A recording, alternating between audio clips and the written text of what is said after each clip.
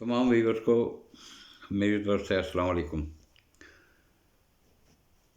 गुज़श्ता चार पाँच माह से मैं आपकी खिदमत में हाज़िर नहीं हो सका, जिसकी बुनियादी वजह यह थी कि मेरा ओपन हार्ट सर्जरी हुई थी और अल्हम्दुलिल्लाह आप तमाम लोगों की दुआओं से अब मैं काफ़ी बेहतर हूँ। और ये सब आप लोगों की दुआओं का नतीजा है कि मैं इस उम्र में भी मेरा हार्ट का ऑपरेशन जो है वह इंतहाई कामयाब रहा है। और उम्मीद है कि मैं बकौल डॉक्टर के आइंदा 8-10 साल, हाँ, पता तो कुछ भी नहीं होता है, क्योंकि सांस लेना और सांस को बंद करना ये सिर्फ और सिर्फ खुदा के इख्तियार में है। लेकिन बहरहाल डॉक्टर्स कहते हैं कि आप को कम अज़ कम आने वाले 10-15 साल हार्ट का प्रॉब्लम का कोई ख़तरा नहीं रहा।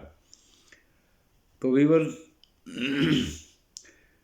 बावजूद इस शौक़ के और इन सारी चीज़ों के मैं अपनी बीमारी की वजह से पूरी तरह से जो इलेक्शन मुहिम थी उसको कवरेज नहीं कर सका। और क्योंकि ज़्यादातर घर में रहता हूँ और सिर्फ टेलीफोनिक उसके ऊपर ही मेरी बातचीत लोगों से या मेरे साथी भाइयों से या जिनसे मैं कोई फीडबैक लेना चाहता हूँ तो उनसे हो जाती है। तो हालिया दिनों में लोग मुझसे बहुत ज़्यादा पूछते भी हैं और तवक्को भी करते हैं कि मैं उनको ये बता सकूं कि आने वाले जो 8 तारीख को इलेक्शन है इसमें किसकी पोजीशन जो है वो इलेक्शन जीतने की है। तो मैं कोशिश करूंगा कि कुछ प्रीवियस इलेक्शनों के रिज़ल्ट्स और कुछ मौजूदा हालात को मद्देनज़र रखते हुए अपना एक तज्ज़िया पेश करूं। और मैं आपसे ये गुजारिश करूंगा कि ये हमारा एक तज्ज़िया होता है जो हम लोग जो हैं जो मतलब बहुत अरसा हो गया इन इलेक्शनों में हम लोग शामिल होते हैं, हमें इनके रिज़ल्ट्स का, इनके लोगों के आवाम की जो सेंटिमेंट्स होते हैं उनका और उनके रुझान के ऊपर कुछ थोड़ा बहुत ज़्यादा काम लोग नहीं करते, लेकिन कुछ हद तक हमें अंदाज़ा होते हैं, जिस वजह से हम एक अपना तज्ज़िया पेश करते हैं। और अल्लाह का शुक्र है कि आज तक जितने भी इलेक्शनों में जो तज्ज़िया पेश किया है उसमें 19-20 का ही फ़र्क आया है, ज़्यादा फ़र्क नहीं आया। तो सबसे पहले तो 18 के इलेक्शन को मौजूए गुफ्तगू बनाते हैं। 18 के इलेक्शन में जो पार्टी यानी जहाज़ों वाला ग्रुप के फैसल जमान ने सबसे ज़्यादा वोट हासिल किए थे, जो लगभग 24,000 से ज़्यादा थे। और दूसरे नंबर पर उस वक्त जो है वो जनाब गौर नवाज़ ख़ान थे। तीसरे नंबर पर कासिम शाह साहब और चौथे नंबर पर तहरीक इंसाफ की मोहतरमा जिन्होंने इलेक्शन लड़ा था उनके वोट थे। उस वक्त के हालात में और आज के हालात में काफ़ी फ़र्क आ चुका है। उस वक्त जो हवा चल रही थी या हवा चलाई गई थी, वो हवा जो थी वो तहरीक इंसाफ के हक़ में थी। मुस्लिम लीग नून को दबाया गया हुआ था, लेकिन बहरहाल उन्होंने उसके बावजूद भी अपनी एक जो परफॉर्मेंस है जो थोड़ी बहुत थी उनकी, वो उन्होंने शो की और लगभग 19,000 से ज़्यादा वोट, लगभग 20,000 के करीब वोट उन्होंने कासिम शाह साहब ने भी लिए थे। ये तो हो गई 2018 के इलेक्शन की बात। उसके बाद फिर हाल में जो हमारे बल्दियाती इलेक्शन हुए हैं उनमें जो है वो पाकिस्तान मुस्लिम लीग नून के कासिम शाह साहब ने यहाँ से नाज़िम के हैसियत से इलेक्शन लड़ा और वो तकरीबन 17,000 कुछ वोट लेकर यहाँ से कामयाब हुए। और दूसरे नंबर पर उनके जो जादों वाला ग्रुप है वो आया और तीसरे नंबर पर अदील इकबाल के या नवीद इकबाल के वोट से। تو جیسے آپ سب لوگ جانتے ہیں یہ کوئی ایسی چیز نہیں ہے کہ جس کو چھپایا جا سکے یا جس کو سوشل میڈیا کے پر پروپیگنڈا کر کے اور اس کو اچیو کیا جا سکے۔ تحصیل غازی یا PK 48 جس کو آپ کہتے ہیں، اس میں زمانے سے دو ہی گروپ ہیں۔ ایک گروپ ہے پیر صابر شاہ صاحب کا، اور دوسرا ان کے اینٹی گروپ ہے۔ اس اینٹی گروپ کو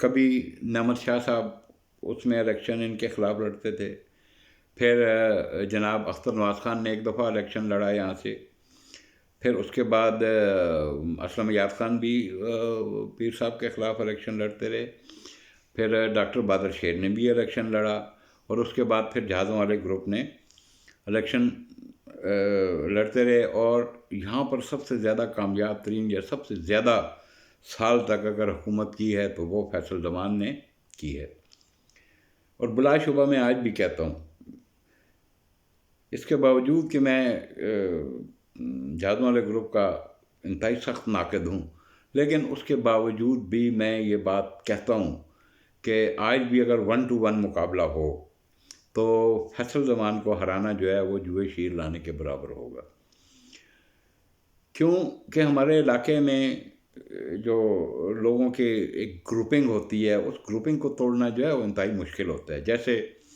پیر صابر شاہ مسلسل ہارتے بھی رہے ہیں، لیکن ان کی گروپ کی جو ووٹ ہے اس میں کمی بیشی نہیں ہوئی، وہ وہیں پر موجود تھی، جس کا مطلب ہے رزلٹ آپ نے بہت سارے الیکشنوں میں دیکھا ہوا تھا۔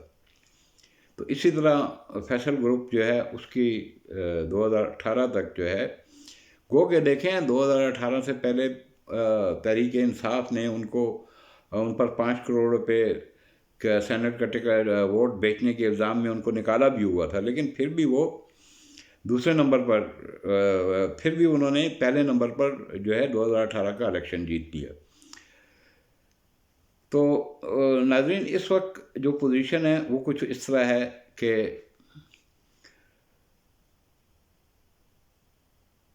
کھلبٹ ٹاؤن شپ، کانگڑا کالونی اور تقریباً 6 جو ہری پور کی طرف سے نئی جو یونین کونسل اس حلقے میں شامل ہوئی ہیں، وہاں کے اکثریتی ووٹ جو ہے 2018 میں وہ اٹھا لیے تھے گور نواز خان نے، اور اپنے فیصل زمان صاحب نے، جس کی وجہ سے ان دونوں کے ووٹوں کی تعداد جو ہے وہ کافی مطلب ایک اچھی خاصی تعداد میں ووٹ انہوں نے اٹھائے تھے۔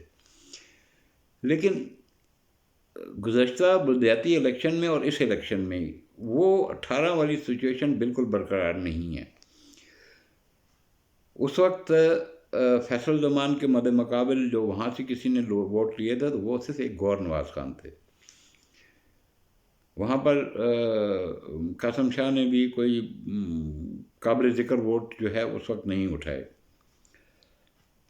لیکن اس دفعہ معاملات جو ہیں سارے حلقے میں کچھ عجیب سے ہیں، یا کچھ آپ ایسے سمجھ لیں کہ ایک سائڈ پر پاکستان مسلم لیگ نون یا پیر صابر شاہ گروپ کا ایک سالڈ ووٹ ہے جو اپنی جگہ پر قائم ہے، لیکن اس کے مقابلے میں جو پیر صابر شاہ صاحب کا مخالف گروپ کا ووٹ ہے وہ 3 حصوں میں تقسیم ہونے جا رہا ہے، جس میں ایک حصہ بدستور فیصل زمان، جو میرے خیال میں ہو سکتا ہے غلط بھی ہوں، یا ہو سکتا ہے میری بات کچھ لوگوں کو بری بھی لگے، کہ وہ آج بھی جو ہے ایک انتہائی مضبوط دھڑا ہے، اور مسلسل 1.5-2 سال سے اس گروپ کے جو چیئرمین ہیں حاجی عبدالرحمن صاحب، وہ مسلسل غازی میں موجود ہیں، اور وہ میدان میں سیاسی طور پر میدان میں جو ہے ہر وقت زندہ ہے، اور جہاں تک میرا خیال ہے کہ وہ اس دفعہ بھی ایک خاصی بڑی تعداد میں ووٹ پر اثر انداز ہوں گے، اور وہ بہت ٹھیک ٹھاک ووٹ لیں گے۔ اس کے بعد نمبر آ جاتا ہے گور نواز خان۔ گور نواز خان بھی اپنے جو ان کا آبائی حلقہ ہے، یعنی کھلبٹ ٹاؤن، کانگڑا کالونی وغیرہ ادھر کے سے، وہاں سے ایک خاصے ووٹ جو ہیں وہ لیں گے۔ اس کے بعد عدیل اقبال صاحب جو ہیں، جو پاکستان تحریک انصاف کے کینڈیڈیٹ ہیں، ان کا تعلق بھی جو ہے وہ کھلبٹ ٹاؤن شپ سے ہے، اور ایک بڑی فیملی کے ممبر ہیں، خاصے اثر و رسوخ والے ہیں اور خاصے پیسے والے لوگ ہیں. تو جہاں تک مجھے نظر آ رہا ہے وہ بھی وہاں سے ایک خاصے ووٹ جو ہیں وہاں سے وہ لیں گے. تیسرے نمبر پر فیصل زمان، چونکہ ایم پی اے رہ چکا ہے 18 سے لے کر ابھی تک، اور اس کا بھی وہاں پر خاصا اثر رسوخ ہے، کیونکہ ان کی فیملی کے شادی بھی وہاں سے ہوئی ہے، کچھ لوگوں کی، ان کے اس کے کزنس کی، تو وہ بھی ووٹوں کو تقسیم کرے گا. فیصل بھی ووٹوں کو تقسیم کرے گا. عدیل کا تو تعلق کھڑا ٹاؤن شپ سے ہے، تو لازمی وہ بھی تقسیم کرے گا ووٹوں کو. تو اب پوزیشن وہاں یہ ہے کہ پاکستان مسلم لیگ نون کا جو ووٹ ہے وہ تو صابر شاہ کو، یا آپ یوں سمجھ لیں پاکستان مسلم لیگ نون کو دے گا، اور وہ ووٹ بھی ایک قابل ذکر ووٹ ہے، وہ کوئی کم ووٹ نہیں ہے. اور جیسے مجھے پتہ ہے یا بتایا گیا ہے یا جو شواہد ہیں اس سے لگتا ہے کہ حامد شاہ نے پچھلے 2 سال سے خاصا وہاں پر ورک بھی کیا ہوا ہے، وہاں لوگوں کے ساتھ تعلق بھی پیدا کیے ہیں، اور وہاں پر ان کا بھی بہت ٹھیک ٹھاک اثر رسوخ ہے. اور وہ اس دفعہ وہاں سے پر امید ہیں کہ وہ وہاں سے ان تینوں کے مقابلے میں زیادہ ووٹ لے کے نکلیں گے. اب آ جائیے آپ، جو ہمارا پرانا حلقہ ہے تحصیل غازی کا، اس میں پوزیشن جوں کی توں ہے، اس میں کوئی فرق نہیں پڑا ہے. اس میں اب فرق جو ہے وہ یہ ہے کہ پہلے 1-1 مقابلہ پیر صابر شاہ کے گروپ کا اور جہازوں والے گروپ کا ہوتا تھا، جس میں جہازوں والا گروپ ان سے ووٹ زیادہ لے کے اور جیت جاتا تھا. لیکن اس دفعہ وہ پوزیشن ختم ہو گئی ہے.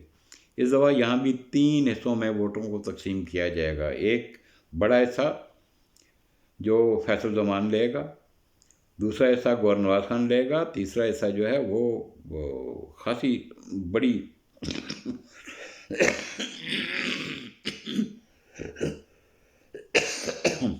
ایکسکیوز می، معاف کیجیے گا، جو آج بھی فیصل زمان جو ہے وہ تحصیل غازی، کھڑی اور گنگر میں ایک اکثریتی ووٹ کا حامل جو ہے وہ امیدوار ہے.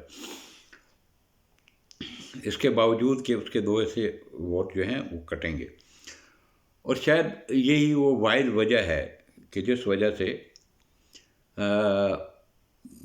اس کو جیتنے میں جو ہے وہ رکاوٹ ہوگی. آپ لوگ ذرا تھوڑا سا پیچھے چلے جائیں. قاسم شاہ کے بلدیاتی الیکشن میں صرف ایک کینڈیڈیٹ کی وجہ سے جو ہے وہ خیام اسلام جو ہے وہ ہار گیا. اس کینڈیڈیٹ کا نام تھا ارم رشید تارخیلی، جس نے کم و بیش 2000 سے زیادہ ووٹ یہاں سے حاصل کیے تھے. اور آپ اگر اس رزلٹ پر نظر ڈالیں تو لگ بھگ اتنے ہی ووٹوں سے خیام اسلام جو ہے وہ ہار گیا. اور جس سے یہ ظاہر ہوتا ہے کہ اس حلقے میں کبھی بھی، جس کا میں خود بھی ایک گواہ ہوں، کہ پیر صابر شاہ کے جو گروپ کے ووٹ ہیں اور مسلم لیگ نون کا جو ووٹ ہے وہ نہیں ٹوٹتا. وہ اپنی جگہ پر 1985 سے لے کے آج تک ایک قائم ہے. اس میں نے کمی نہیں دیکھی. کچھ کبھی کبھی تھوڑا بہت اضافہ ہو جاتا ہے، لیکن بہرحال وہ ایک ایسا ووٹ ہے کہ جو ہر حالت میں اس گروپ کو ملتا ہی ملتا ہے. تو محنتیں بہت ہو رہی ہیں. عدیل کا گروپ جو ہے وہ خاصی محنت کر رہا ہے. گور نواز خان کا کے ساتھ جو لوگ ہیں، محنت تو انہوں نے بھی بہت کی ہوئی ہے، لیکن اب گور نواز خان کو ووٹ ملتے ہیں یا نہیں ملتے وہ ایک علیحدہ بات ہے. تو آپ لوگوں کو خود بھی یہ اندازہ کرنا چاہیے کہ کیونکہ میں اگر کچھ کہوں گا تو لوگ پھر وہ کہیں گے جی کہ یہ اس کا ایک طرف رجحان ہے تو شاید وہ اس لیے کہہ رہا ہے. لیکن دیکھیں، میرا جو کام تھا، جو میں عرصہ دراز سے میں نے شروع کیا ہوا تھا کہ عوام میں ایک آگاہی پیدا ہو. تو اس سے پہلے آپ کبھی بھی دیکھ لیں کسی الیکشن میں بجلی کی رائلٹی کا ذکر نہیں ہوا کرتا تھا. 90% عوام کو یہ علم ہی نہیں تھا کہ رائلٹی کیا چیز ہوتی ہے اور یہ کیوں ملتی ہے اور کس کو ملتی ہے اور یہ کہاں خرچ ہوتی ہے. تو ویور اس دفعہ یہ چیزیں جو ہیں یہ اب ہائی لائٹ ہو چکی ہیں. لگ بھگ 1.5 ارب روپیہ جو کہتے ہیں سالانہ جو ہے وہ اس وقت ہمیں رائلٹی کا ملتا ہے تحصیل غازی کے لیے. اور ایک بات آپ لوگوں کو آج میں بہت واضح بتا دوں جس پر کبھی ادھر عمل درآمد نہیں کیا گیا کہ رائلٹی کی رقم ایم پی اے کی جدھر دل ہوتا ہے وہ ادھر خرچ کر دیتا ہے، لیکن اس کو یہ مخصوص ہے متاثرین کے علاقوں کے لیے، جو علاقے متاثر ہوئے ہیں جہاں کی زمینیں گئی ہیں. یہ نہ خانپور کے لیے نہ ہری پور کے ان یونین کونسل کے لیے جن کا کوئی تعلق متاثرین سے نہیں ہے. کھلا بٹ کے اندر تو ضرور ہے، لیکن ان کو اس دفعہ مجھے نہیں پتا کہ نیا کرائٹیریا کیا ہوگا. اس سے پہلے کھلا بٹ کو ایک علیحدہ سے، کیونکہ وہ اس حلقے کے ساتھ کھلا بٹ کو ہٹا دیا گیا تھا، تو اس زمانے میں اختر نواز خان نے بہت بڑا فائدہ اٹھایا اور رائلٹی کی بے تحاشا رقم جو ہمیں ملتی تھی اس کا ایک خطیر حصہ جو ہے انہوں نے کھلا بٹ ٹاؤن شپ پر خرچ کیا. اور کھلا بٹ ٹاؤن شپ کو جب بھی آپ جاتے ہیں تو وہاں آپ دیکھتے ہیں وہاں بے تحاشا ترقی کی گئی ہے. اور اس ترقی کا مرہون منت جو ہے وہ اختر نواز خان اور اس کے بعد کچھ حد تک بابر نواز خان جو ان کے بیٹے ہیں، جو پاکستان مسلم لیگ نون کے قومی اسمبلی کے امیدوار بھی ہیں اور وہ 2 سال تک قومی اسمبلی کے ممبر بھی رہے ہیں. یاد رکھیں کہ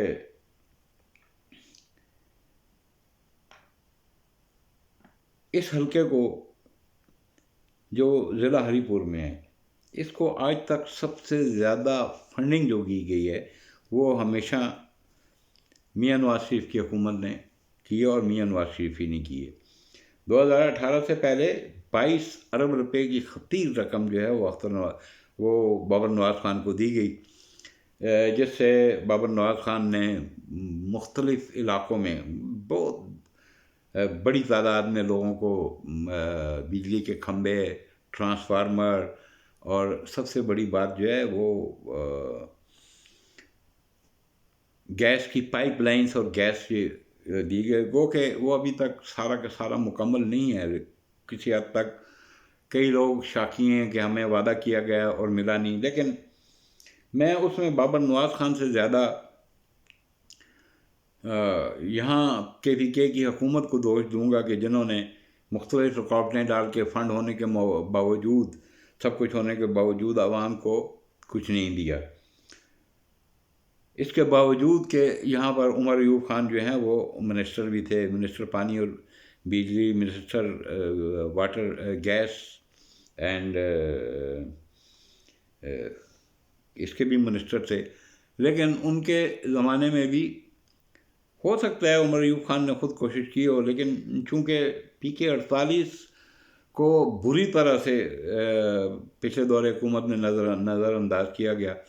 مجھے یاد نہیں پڑتا کہ شاید 2 یا 3 دفعہ 5 سال کے دوران عمر ایوب خان یہاں تشریف لائے ہوں اور انہوں نے کسی سے انٹریکشن کی ہو، اور شاید یہی وجہ ہے کہ آج اس حلقہ میں عمر ایوب خان کی پوزیشن جو ہے وہ انتہائی مخدوش ہے. پھر بہت ساری ایسی چیزیں ہیں جن سے آپ کو بات سمجھ آ جاتی ہے کہ یہاں کیا ہونے والا ہے. اب دیکھیں یہاں 2 ایسے گروپ ہیں، عدیل جو مطلب ہے ایک پارٹی کو ریپرزینٹ کر رہے یعنی تحریک انصاف کو، اور قومی میں تحریک انصاف کو عمر ایوب خان ریپرزینٹ کر رہے ہیں. لیکن پی کے 48 میں ایک بڑی دلچسپ صورتحال ہے اور آپ سب لوگوں کو علم نہیں ہے. یہ کوئی ایسی چھپی ہوئی یا کوئی ایسی مخفی بات نہیں ہے جس کا آپ کو علم نہ ہو. دیکھیں عمر ایوب خان نے یہاں جہازوں والا گروپ جو ہے یعنی فیصل گروپ، وہ بھی ان کو ووٹ دے رہا ہے اور ان کی حمایت کر رہا ہے، جبکہ عدیل اقبال کا گروپ بھی باوجود اس کے کہ ان کو یہ علم ہے کہ قاتل گروپ، جس کو وہ قاتل گروپ کہتے ہیں، نہیں فیصل گروپ، جس کے اوپر یہ الزام ہے کہ اس نے عدیل کے بھائی طاہر اقبال خان کو ملک طاہر اقبال کو قتل کرایا ہے، کی حمایت بھی جو ہے عمر ایوب خان کو حاصل ہے۔ اب یہ ایک عجیب قسم کی بات ہے، ہماری سمجھ میں تو یہ بات نہیں آتی کہ جس امیدوار کو پارٹی نے اپنی پارٹی سے نکال دیا ہو، اس پارٹی کا جنرل سیکرٹری جو ہے اس کی حمایت کر رہا ہو، یہ بات میری سمجھ میں کم از کم نہیں آتی ہے۔ ماس ویس کہ جو بات زبان زد عام ہے، دیکھیں یہ میرا خیال نہیں ہے کہ آپ یہ سمجھ رہے ہوں کہ یہ میں کہہ رہا ہوں، یہ عوام کہتے ہیں، یہ ان کی بات ہے کہ عمر ایوب جو ہے جہاز والے گروپ کو نہیں چھوڑ سکتا ہے، کیونکہ پی کے 48 میں تمام اخراجات جو ہیں الیکشن کے، وہ پی کے 48 میں وہ جہازوں والے گروپ کرتے ہیں۔ یہاں کبھی بھی عمر ایوب خان کا 1 روپیہ جو ہے وہ خرچ نہیں ہوا ہے، تو ہو سکتا ہے شاید یہ وجہ ہو کہ وہ اپنی پارٹی پالیسی سے ہٹ کر، یعنی ایک عجیب سی بات ہے کہ جس بندے کو پارٹی نے پارٹی سے نکال دی ہو، اس کے باوجود وہ ان کا ایم پی اے تھا، لیکن اس کا اسی پارٹی کا جنرل سیکرٹری جو ہے وہ آج تک اس کی حمایت کرتا ہے اور اس کے ساتھ کھڑا ہوا ہے۔ تو یہ ساری سچویشن ہے جس سے بظاہر یوں محسوس ہو رہا ہے، لگ رہا ہے کہ کم مارجن سے ہی صحیح، لیکن ادھر سے جیتنے کے امکانات جو ہیں وہ پاکستان مسلم لیگ نون کے امیدوار کے ہیں۔ باقی بہتر تو اللہ جانتا ہے کہ کس نے جیتنا ہے اور کس نے نہیں جیتنا ہے، لیکن جو ہوا ہے، جو ہوا چلی ہوئی ہے، اور اس ہوا چلنے کی جو وجوہات ہیں وہ بھی آپ لوگ بہتر جانتے ہیں کہ جیتتا وہی ہے کہ جس کے کندھے پر جو ہے وہ جتانے والوں کا ہاتھ ہوتا ہے۔ تو یہ سچویشن ہے، تو آپ دیکھ لیجئے کہ کیا ہونا ہے، بہت کم دن رہ گئے ہیں، تو بہرحال بہتر وہی ہے جو اللہ کو منظور ہے، اور میں اور آپ تو ایک خواہش کر سکتے ہیں، کوشش کر سکتے ہیں، لیکن جو کچھ اللہ کو منظور ہوتا ہے وہی ہوتا ہے۔ تو اس دفعہ انشاءاللہ جو بھی الیکشن جیت کے آیا اس سے ہم ہر مقام پر ہر جگہ انشاءاللہ رائلٹی کا ہم پوچھیں گے اس سے، ایسے نہیں ہے کہ یہ رائلٹی جو ہے یہ بجلی کا خالص منافع ہے اور یہ حق صرف عوام کا ہے۔ یہ بہت ہو چکا، لوگوں نے کس نام سے کس طرح یہ رائلٹی کے پیسے جو ہیں اپنی جیب میں ڈالیں، اور ہم لوگوں کی اتنی طاقت تو ہے نہیں ہے کہ ہم ان سے حساب لے سکیں، لیکن کم از کم زبان میں وہ طاقت تو ہے نا، پوچھ تو ہم سکتے ہیں نا۔ تو امید ہے کہ آپ لوگ بھی کسی نہ کسی کارنر میٹنگ میں، کسی جلسے میں ان سے سوال کر لیا کریں کہ یار وہ جو 20 سال 22 سال سے آپ برسر اقتدار ہو، تو کیا کیا آپ نے؟ کتنے کالجز نئے بنائے ہیں اس حلقے میں، کتنی مطلب ہے ہاسپٹل نئی بنی ہیں، یونیورسٹی کیوں نہیں بن سکی ہے، اس کے باوجود کہ یہاں یونیورسٹی اپروو ہوتی ہے اور آپ لوگ اتنے کمزور تھے کہ لوگ آپ سے چھین کے لے جاتے تھے۔ آپ پوچھ سکتے ہیں نا ان سے کہ وہ فنڈ کہاں گئے جس فنڈ کا اعلان کیا جاتا تھا اور جس فنڈ سے جو ہے وہ روڈیں بننی تھیں۔ وہ جو روڈ آپ نے خالوں سے غازی تک بنائی ہے، وہ روڈ ایسی کیوں ہے؟ کیا وجہ ہے؟ یا کیوں وہ کھمبے ایسے ہیں جو تیز آندھی چلنے سے بھی گر جاتے ہیں؟ تو یہ چیزیں جو ہیں ان سے پوچھنے کی ہیں۔ یہ کل پرسوں یہ چیزیں آپ نے بلدیاتی الیکشن میں قاسم شاہ سے بھی پوچھنی ہے کہ شاہ صاحب آپ کو ہم نے ووٹ دے کے بٹھایا تھا، بتائیں آپ نے کیا کیا ہے؟ آپ سوال کرنا ہمارا حق ہے، اور وہ سوال ہم نے ہر ایک سے کرنے ہیں۔ وہ اگر کل حامد شاہ صاحب آتے ہیں تو ہم نے حامد شاہ صاحب سے بھی کرنا ہے، کل اگر فیصل زمان دوبارہ آتا ہے تو ہم نے اس سے بھی کرنا ہے، کل اگر عدیل اقبال آتا ہے تو ہم نے اس سے بھی کرنا ہے. کل اگر گوہر نواز خان آتا ہے تو ہم نے اس سے بھی یہ سوال کرنے ہیں. کیونکہ سوشل میڈیا میں جہاں ایک طوفان بدتمیزی ہے، جہاں سوشل میڈیا نے ہمارے کلچر کا بیڑا غرق کر دی ہے، وہاں سوشل میڈیا نے ایک ضرور فائدہ ہوا ہے کہ یہ آگاہی کا ایک ایسی چیز آ گئی کہ اس پر ہر بندہ بول سکتا ہے. عوام کو آگاہی ہو گئی ہے. اب عوام سے چیزیں چھپانا یا اس کے پیسوں کو چوری کرنا اتنا آسان نہیں رہا ہے. تو میرا اپنے تمام دوستوں سے، تمام ویلاگر سے، تمام جو لوگ سوشل میڈیا پر کام کر رہے ہیں، ان سے ایک ہی کوشچن ہے، ایک ہی سوال ہے کہ ہر روز نہیں تو دوسرے روز، تیسرے روز سوال کریں، پوچھیں کہ فنڈ کہاں گئے، رائلٹی کے پیسے کہاں ہیں، یہ رائلٹی کے پیسوں کا اگلے جیتنے کے بعد آپ کیا کریں گے، ہمیں آج بتائیں. تو سوال کرو گے تو کچھ ملے گا. آپ کے ارد گرد دیکھیں، آپ کے ساتھ ایک ٹوپی ہے، ویل ڈیولپ ہے، جہاں ہر چیز بہترین ہے، جہاں سرکاری ریٹوں پر ہر چیز ملتی ہے. کیا غازی میں ملتی ہے؟ کبھی آپ نے سوچا ہے کیوں نہیں ملتی؟ یہ سوچیں آپ لوگ، یہ سوچنا آپ لوگوں کا کام ہے. ہمارا کام ہے آپ لوگوں کو آگاہی دینا. وہ آپ ہمیں پٹواری کہیں، وہ آپ ہمیں یوتھیا کہیں، وہ آپ ہمیں جو دل ہے آپ کا، جو آپ کی مرضی ہے آپ کہتے رہیں. خدا کی قسم ہمیں آپ لوگوں کے ان چیزوں سے کہنے سے کوئی فرق نہیں پڑتا ہے. اس لیے کہ ہم لوگ اپنی ڈیوٹی جو ہے وہ سر انجام دے رہے ہیں. زیادہ یا کم یہ ایک علیحدہ بحث ہے، کیونکہ ہم بھی انسان ہیں، ہمیں بھی بہت ساری چیزوں کا خیال کرنا پڑتا ہے. لیکن بہرحال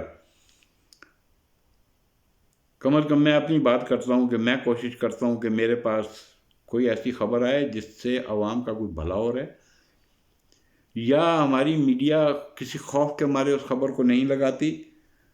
تو یہ آپ گواہ رہنا کہ یونین آف جرنلسٹ پر وہ خبر بھی لگتی ہے کہ جو کوئی بھی نہیں لگاتا ہے.